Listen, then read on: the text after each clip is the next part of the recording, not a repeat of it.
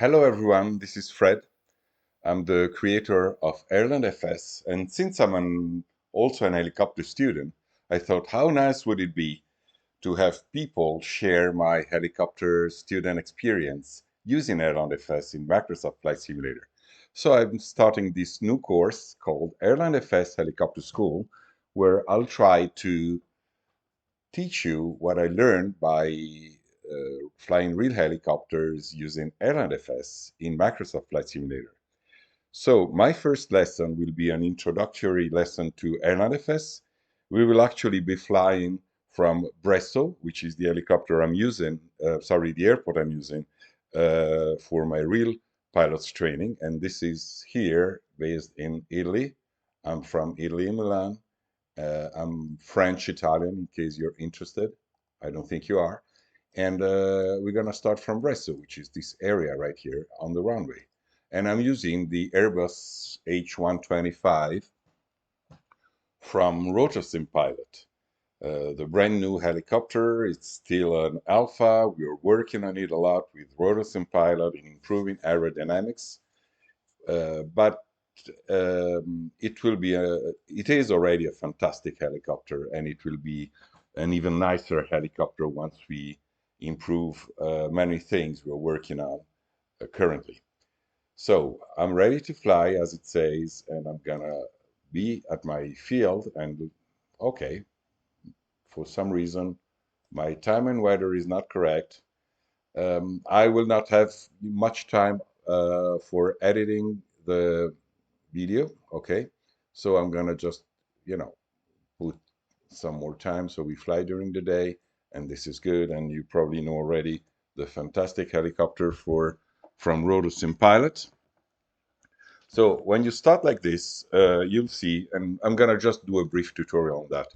It says Airland because Airland is not on, so you need to start it.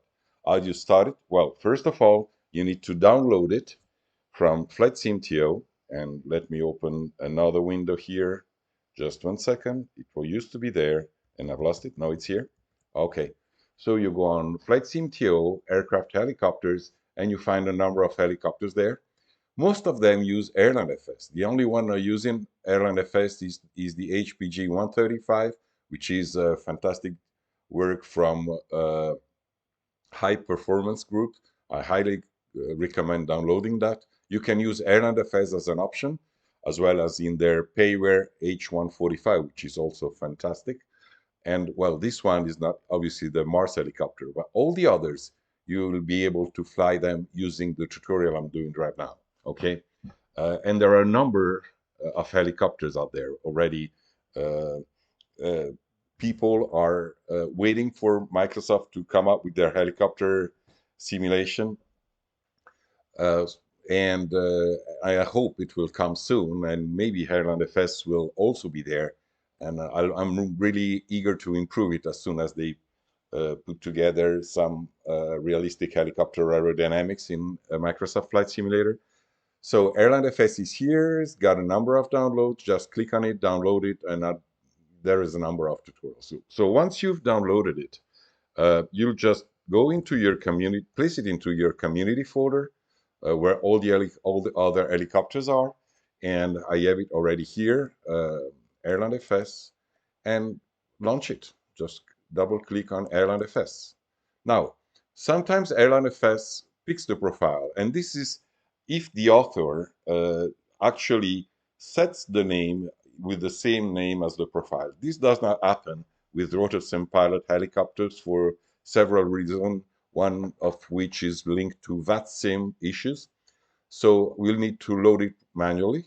Load profile, it will just set you in the AirlandFS profiles directory. As you see, I'm working on a number of versions myself because I'm helping everyone in setting up their profiles in my free time. So I have a new version here, which I'm testing. Just open it and you have it here. Now, what's there? Realism settings. I'm using professional pilot. If you have never flown an helicopter, I highly recommend going down from zero casual pilot all the way to professional and learn your whaling. I don't touch much those at the moment, okay? This is to display game messages. So if you want to have those messages from AirlandFS or disable them. Uh, Governor active or disactive, just it's still a work in progress, so ignore it. We're gonna be using springs relax, pedals relax, and cyclics relax. This is an automatic trim. You can use Microsoft Flight Simulator trim or the automatic trim. I highly recommend using the cyclic relax for cyclic or cyclic. I'm sorry, I'm not English native. And because this will allow you, especially if you have a spring joystick, not to have the joystick always forward, always right, always left, but it will basically bring back the spring to the center progressively set in a trim. So I think it's a very good option. And then window always on top or not. So this is, I use it as a lot for testing. And if you have one monitor, I'm gonna leave it here because I want to show you some parameters in Airland. So let me just close this window here. We don't need it anymore. My helicopter is here in the back, and I just, as you see, the window stays always on top, even if I click in the back windows. If I disable that, and you will have, okay, I'll be able to move to a different window. So I'll leave it always on top for the time being, because I want to show you the most important window in AirlandFS. Once you set up your stuff, and it is the parameters window. So my video will be a lot around the parameters window, this video here. If you want more information, please do read the manual.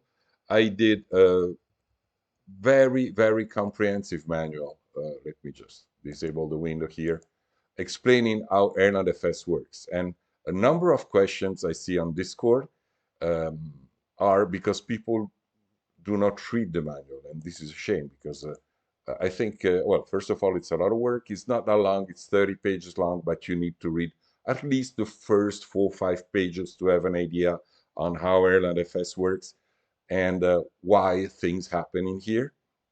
Uh, so please do read it. I explain here a number of things, parameters, and it will make your experience much, much more enjoyable if you spend like 5 minutes reading the manual. No more than that, but please do it. Back to the thing. So I have my AirlandFS. I'm going to move this to a different window. This is my community. The AirlandFS is running. I have it here. I'm going to just put the parameters here, and I'm going to show you a few things. Well, first of all, what do you see the parameters on the top? Well, those are the velocities, and here you have the updates per second, and those are the FPS. You want this to be above 30 FPS. Otherwise, it will be quite difficult for me to update the flight dynamics in real time because I'm relying on the speed of Microsoft Flight Simulator. As you see, it's just jumping back and forth for some reason. This is something Azobo is changing all the time, so it should be stable. It will not, but we'll be able to fly anyway. So here you have the velocities, so your forward velocities, side velocities, and up and down velocities calculated by AirlandFS.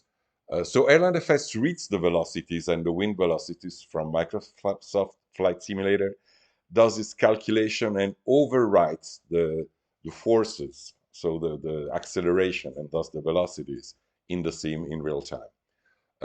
Those are angular velocities in degrees per second. The orientation, which is bank, pitch, and heading. Your inputs, very important. So I'm going to move my joystick. I have a Thrustmaster 16000, which is a very standard joystick, and this is what I'm using most of the time. And you want to make sure that your pedals, now I'm using my twist, goes from -100 to 100. Just look at my mouse pointer so you see what I'm looking at. The one a little bit above here, okay? -100 to 100. I think the animations are reverted here on the H125. The cyclic, so I'm going all the way to the left, all the way to the right, all the way up. Now it says 95% is not an issue. I probably have to adjust my joystick with the Windows setup and -100. Okay, we will never go 95% up on the thing. And my collective. which I will, use a little bit, increase here. And this is extremely delicate. You really have to micro move it when you fly helicopters. Down below, you see all the forces. So based on each helicopter profile, a profile is a text file, is a configuration file, not different from Microsoft Flight Simulator flight configuration files.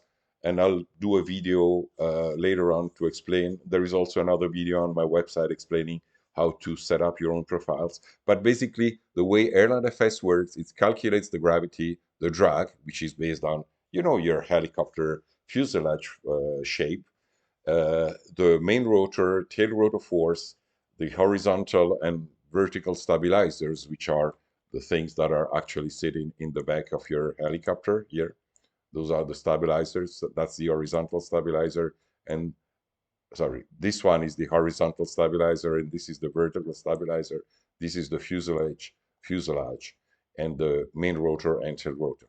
So, as you can imagine, well, the tail rotor is no more than a propeller in a way.